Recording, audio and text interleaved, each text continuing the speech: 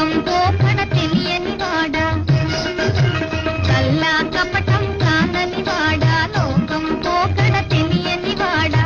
ఏరువాక సాగరో రన్నో చిన్నన్న, నీ కష్టమంతా తీరును రన్నో చిన్నన్న.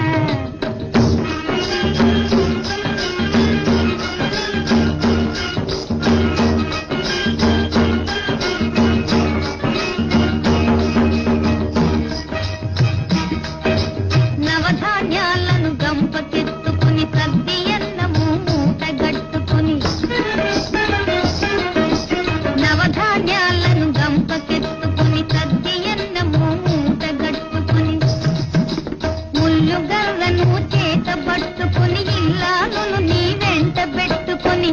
ఏరువాక